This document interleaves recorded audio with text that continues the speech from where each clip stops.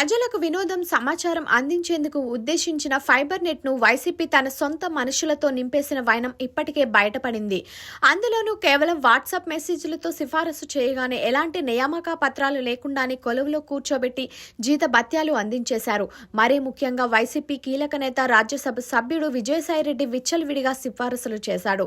దేవాదాయ శాఖలో వివాదాస్పద అధికారినిగా ముద్రపడిన అసిస్టెంట్ కమిషనర్ శాంతితో ఉన్న పరిచయంతో ఆమె ఇద్దరు చెల్లెళ్లకు సాయిరెడ్డి ఫైబర్ నెట్ లో పోస్టింగులు ఇప్పించారు. వైసీపీ అధికారంలో ఉండగా పెట్టిన అనేక అక్రమ కేసుల్లో ఫైబర్ నెట్ కేసు ఒకటి.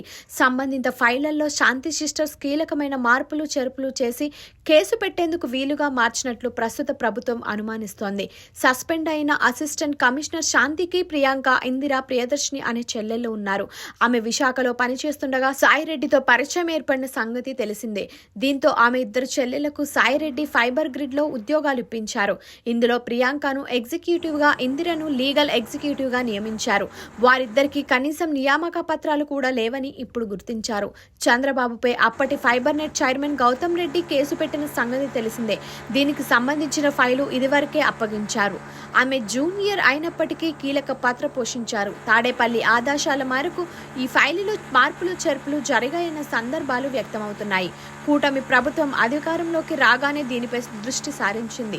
శాంతి చెల్లెలను విధుల నుంచి తప్పించి అప్పటి పరిమాణాలపై ఆరా తీస్తోంది.